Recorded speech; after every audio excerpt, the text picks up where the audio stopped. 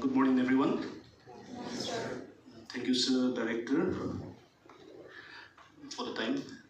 It is always a great pleasure, my personal great pleasure, to work with the Department of Youth Resources and Sports under the leadership of our Director, Katosito, our Commissioner Secretary, Anthony Muli, our Additional Director, Ngo Tole, and then I give thanks to Nodal Officer Naro for giving me this time to say something about my Bharat and about this competition.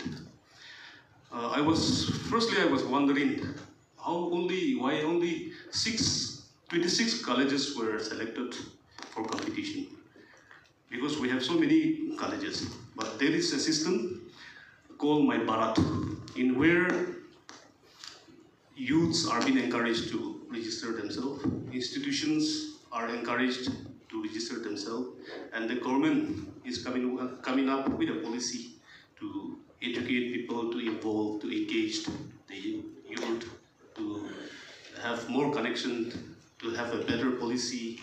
So that's how only 26 colleges were selected, which were registered as experiential learning in the institute.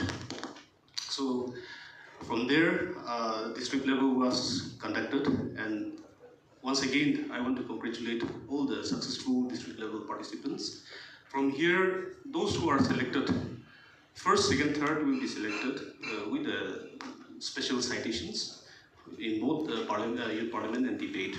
Not only that, all the participants will be listed according to their marks. So I want to request each and every one of you to give your best, so that after this competition, a national competition is normally conducted, and then from there, the first one will be given preference, then second, third, fourth, like that, up to 10, even more are given chance. So give your best.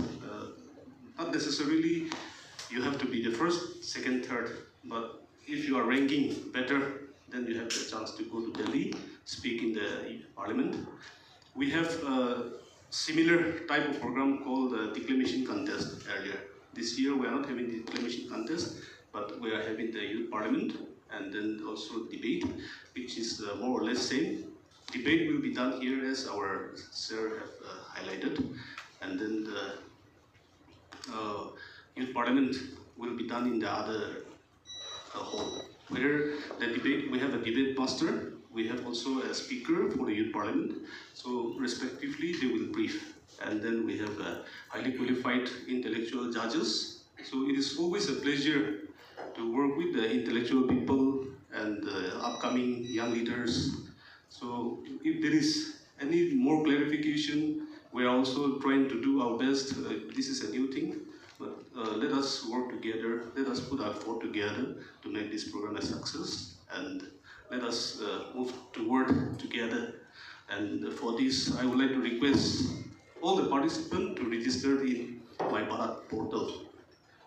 I don't know whether everyone has registered or not. That portal also sometimes works, sometimes not works, but it is officially launched by Prime Minister, and then it's going to be a government policy. So those who are registered in the My Bharat portal, and then those institutions which are registered as an experiential learning institute, they will be taken into another better position in a better stage. So I would like to request to spread the message and register in this My Bharat. mybharat.gov.in. That is the official website. So it is a pleasure to stand here and then to see young minds, young brilliant students, and then intellectual judges and a panel of different capacities. Thank you.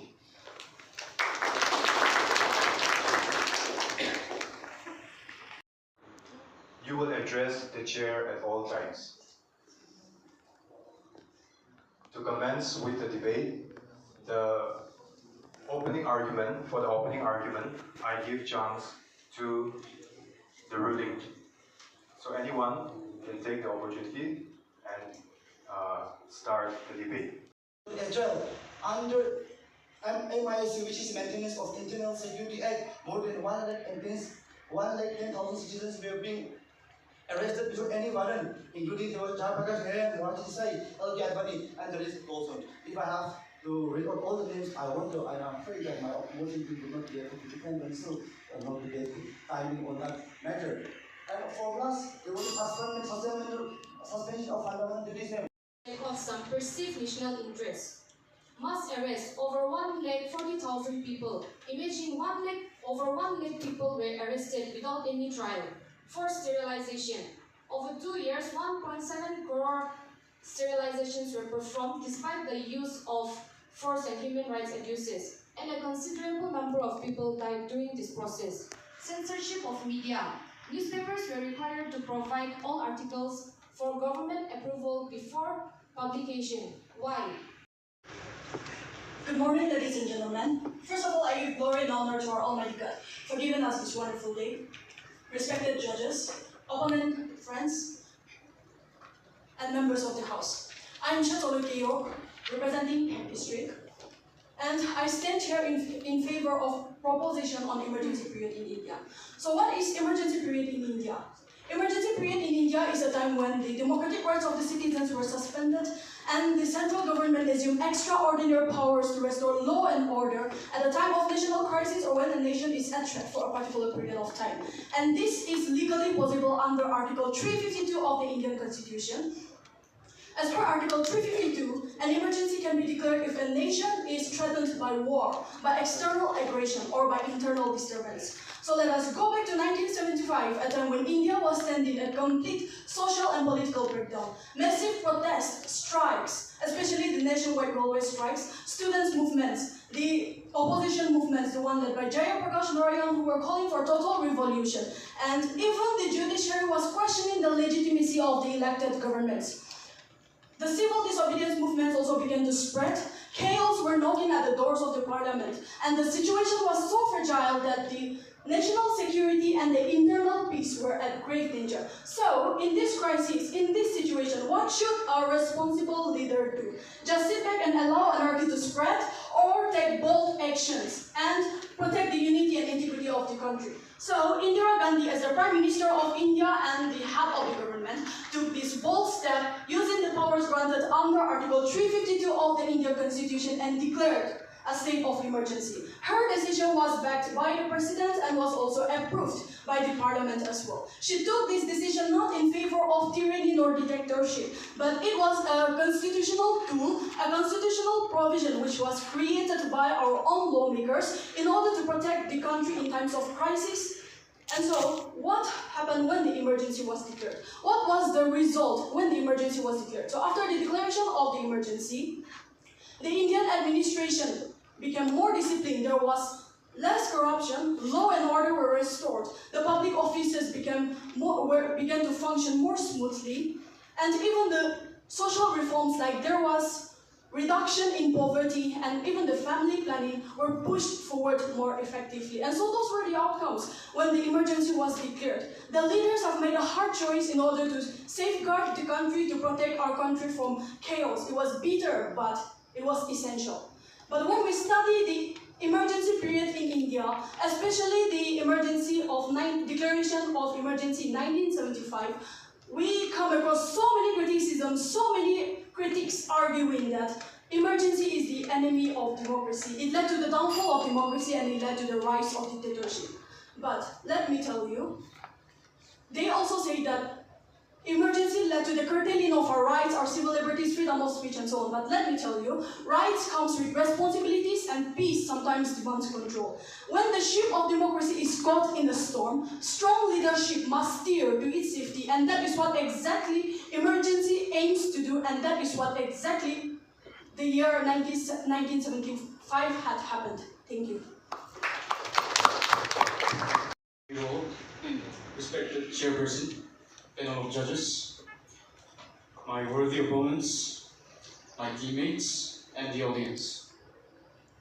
We can all agree that every citizen values freedom. Whether we agree or disagree, we can all agree that freedom is a part of democracy. They say that emergency brought discipline, order, and development in India. However, I want to ask you, can discipline be called progress when it is enforced by force? Can order be called peace when the voices are chained? Mrs. Indira Gandhi, she was so blinded by power, she did not hesitate to write the darkest chapter in the history of Indian democracy. She disturbed the balance between the executive and judiciary and suspended democracy for 2 years, blurring the line between justice and authoritarianism. Mrs. Indira made the emergency look like a final, ultimatum choice.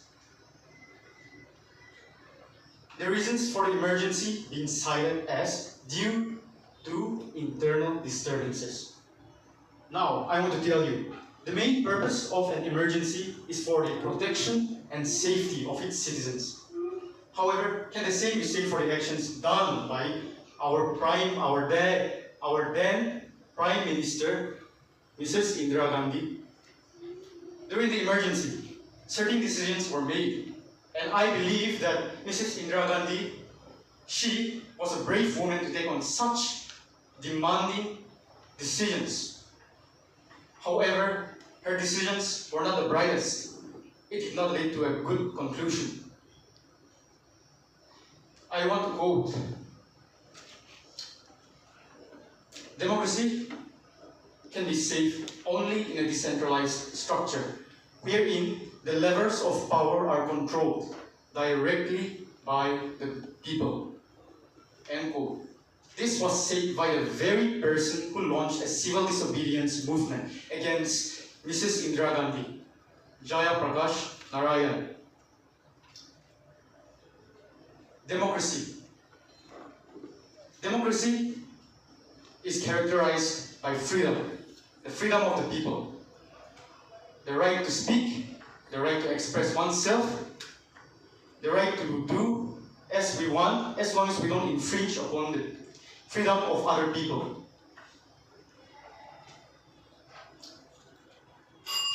The citizens were stripped of their rights and freedom during the emergency period. They became sitting ducks at the mercy of Mrs. Indira Gandhi. What a shame to call India a democratic country when the people were stripped of their freedom and rights. The courts, they were stripped of their powers. Why? So Mrs. Indira Gandhi could be above the law. The media, it was censored. Why? So that the government could hide its actions. So that the government could hide the actions that they knew were wrong. And for that reason, the media was censored. The mass sterilization campaign launched by Sanjay Gandhi. Of course, it was a quick method to solve the population problem faced by India. However, how can any government justify such inhumanity in the name of efficiency? My opponents, you may say that the emergency brought about discipline, efficiency, development, and progress. However, think back, reflect on the actions of Mrs. Indira Gandhi when she apologized herself on January 28, 1978, where she apologized for her actions, saying some mistakes were made. Thank you. One district, standing on behalf of emotion. I stand here today dealing with a topic as critical as the period of emergency in India that started in the year 1975 and lasted till the year 1977. I stand here to bring forward to you the facts, the figures, the truth and information, not my personal opinions or not any biasness. Firstly, I bring forward to you the point of internal disturbances. I state, and the facts and the report states that there was widespread and social unrest, protests, especially a court ruling against the government of Indira Gandhi. This put not only the people, but the nation at risk itself.